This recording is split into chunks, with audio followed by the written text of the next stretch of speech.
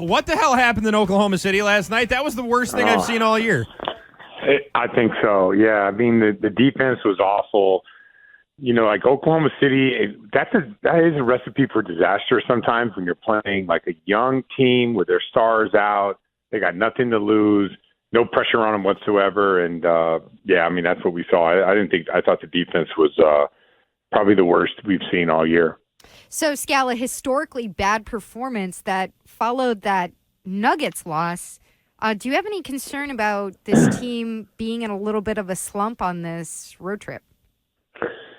So, you know, I'm concerned about us maybe not getting the number one seed or not getting home court advantage throughout. Like there could be, you know, some concern about that. But, you know, a lot of times I'll look at other teams, other playoff teams and say, what is the team that we're going to struggle with the most if we're going to go against this team? And the Bucks are up there, you know, like I know the Nets are surging right now, but they have some deficiencies that I would look at and say, I don't think that could be a problem for us in a playoff series. So I get it. It's hard.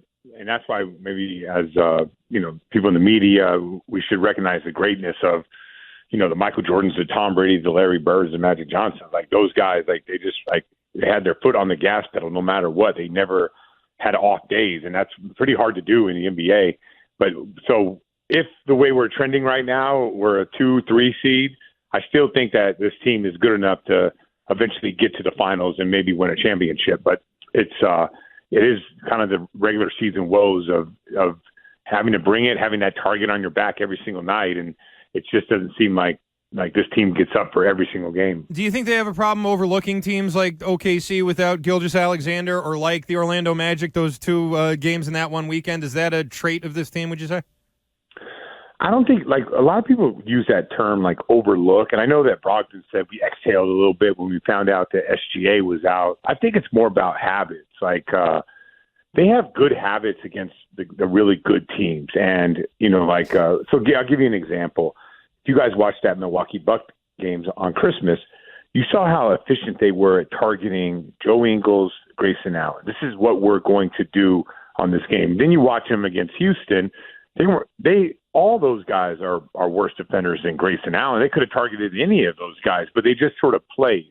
So I think that's what happened last night. They didn't go in with a specific game plan of like, okay, for us to win this game right here, this is what we have to do, which I find them doing that against the really good teams, but I don't find them doing that against, like, you know, the middle of the road to bad teams out there. So, like, once again, I'm not sure that's a problem, but I do think that when you're in the NBA and you have a motivated young team with something to prove, and you're just like, hey, it's another game today, and I've been saying this for as long as I've been in the league, which is over 20 years now, I think that you get beat by 20 when you have that mindset. I really do, and I think there are some certain players that can flip a switch and some teams that can flip the switch, but it is a very dangerous game to play in the regular season when you're, you know, you're on a road trip and you got Oklahoma City in there and San Antonio, and you should have the Nuggets and Dallas kind of circled on your calendar. So no Rob Williams last night because he had some injury management, but what was so lacking to you in that defensive performance? I mean, historically bad defensive performance, and this is a team that is not so altered from an all-time great defensive team that we saw last season. Yeah, so like I have my own internal discussions has been like, I think our offense is causing a little bit of our defense to slide. And I'll give you an example. So if you watched that game last night, you saw Oklahoma City was driving the ball, they were kicking it, they were driving it again, and they would do that 3, 4, 5 times, right?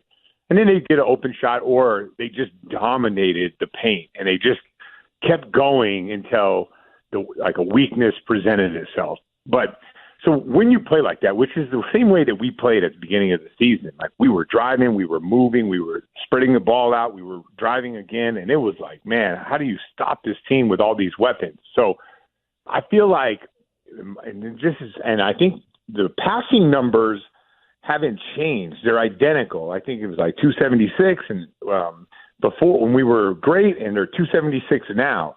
But it feels like we're passing the ball along the perimeter, and as opposed to hitting the paint and then moving it, right?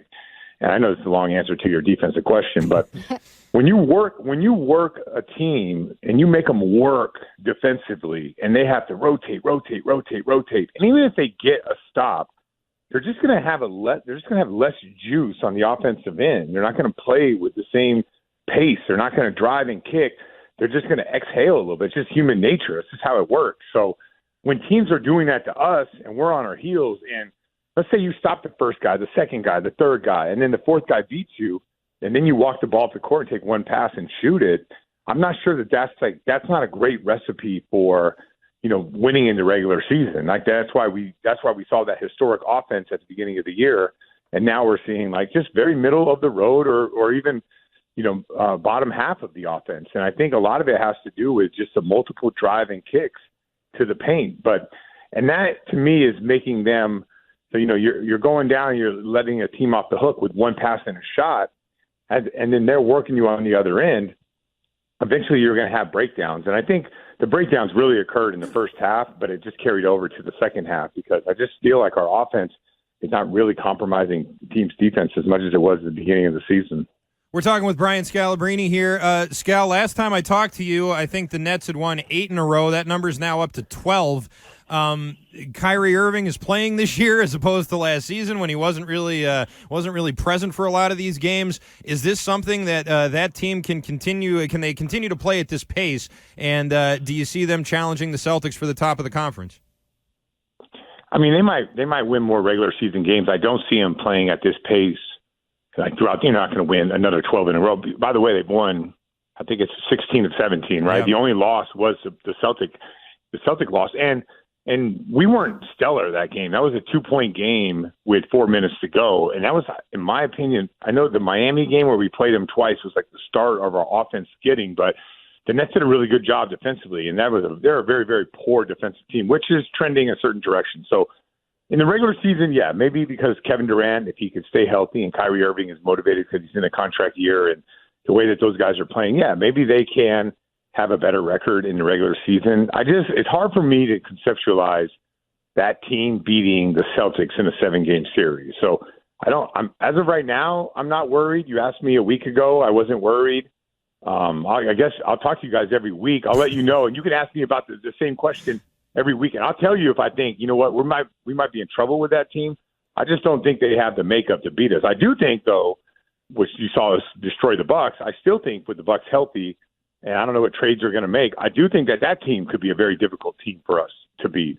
So that's kind of where I stand, and, the regular season is what it is. The Nets have hit, like, a lot of teams kind of injured and a guy's out here and there, so that winning streak is a little bit skewed. We'll find out. They have Chicago, New Orleans, Miami, and then us. I'm curious on what next week when we talk, what we think about the Nets. So the Celtics are facing the Mavs, and it's going to be hopefully a nice showdown between Tatum and Luka Doncic.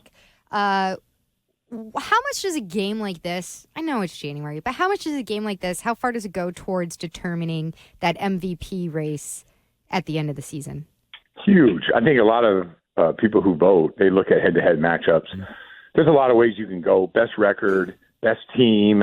You could say a lot of times people look on court, off court. That's why Jokic keeps winning it. Like they're just an awful team with him off the floor, but when he's on, they're one of the better teams in the NBA. So a lot of people look at that kind of stuff.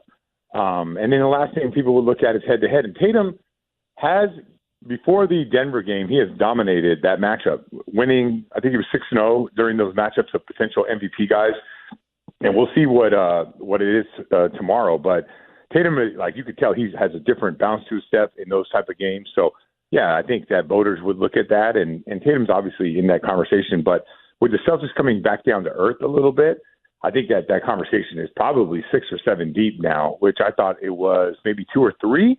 Maybe 4 weeks ago, but now there's a lot of candidates, and there's a lot of teams that are playing well and trending in the right direction.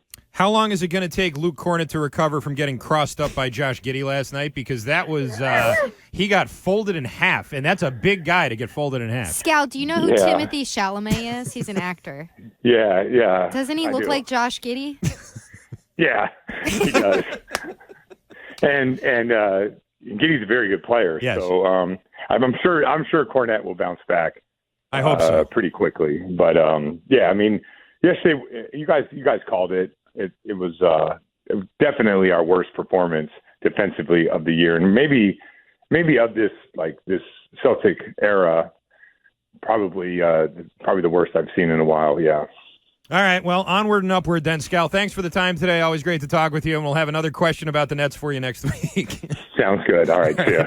Thank you, Scal. It's Brian Scalabrine of NBC Sports Boston.